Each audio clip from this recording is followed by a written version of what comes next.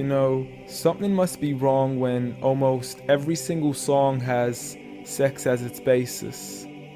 When rap stars get famous after making lyrics that are shameless. When a woman is expected to sleep with a man who doesn't even know what her name is. And when artists are paid to degrade the very women that have made them.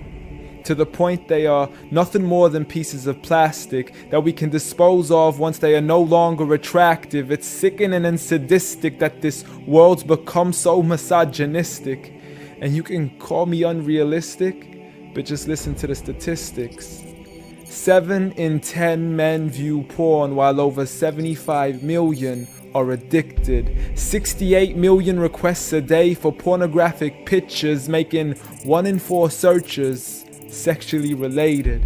It's like nobody even knew she existed until she got naked, degraded and abused over and over again just to gain millions of views. It's a shame we've subdued to a definition of beauty which is so misconstrued, as we judge each other's looks off of Facebook likes, Instagram pictures to filter off what we really look like. See, we are so obsessed with our outside, we have slowly lost sight of who we really are in real life. I mean, it's sad to see so many teens lose their self-esteem. Looking at these magazines thinking they have to look like what they see. Please, you are worth much more than a 2D image on a screen. You are a living, breathing human being. If only you knew what you really mean. Just look into your history books and begin to read of all the girls in the world who are capable to achieve, and you will surely see with certainty females like Fatima al-Fihri, who opened the first ever university, Rufaida al-Islamiyya, the first nurse to perform surgery, and Aisha bint Abi Bakr, the greatest female scholar in eternity. It's a shame you probably haven't even heard of these great female prodigies. Honestly, we don't need to give up our modesty in order to be successful, for you are worth much more than a commodity that is sexual. You have so much more potential if only you knew your worth. You could be like the greatest of all women to have walked this earth, like Mary, the mother of Jesus, chosen by Allah to be an example for the believers, a woman who stood strong even when she was abused, falsely accused and ridiculed for things she'd never ever do, so it didn't really matter when there was nobody else beside her, for she knew that God was Ar-Razzaq and her ultimate provider, and she had a trust in Him alone.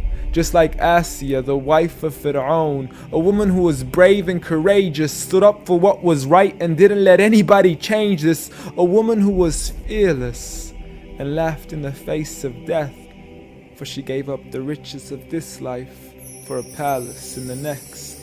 Next up, Khadija, the mother of the believers, a wealthy merchant who had nurtured the Prophet for over 25 years, his first wife, the love of his life, and the mother of his kids. She was the first to believe in him when nobody else ever did. She just is, beyond any words that can make you understand. So much so that even Allah sent her His salam. She was grand, and Allah assured her, just like her daughter, Fatima, the master of all women in paradise, a woman who would shine so bright she was nicknamed as Zahra, the splendid one with the most generous of hearts, a woman who gave up so much of her food she had no choice but to fast. She would fight on behalf of her father even as a little girl. And such are the examples of the greatest woman in the entire world. And it had nothing to do with how they looked, but for who they truly were. So ignore the standard of success defined by society, when God has said that the best of mankind are those who have piety, regardless of your shape, your color, or your race. For God does not look at your bodies, nor does He look at your face. Rather, He looks towards your heart and checks your faith. So at the end of the day, it doesn't matter what the people say or who they think you are, when you could be like the greatest of all women in the eyes of Allah. The greatest woman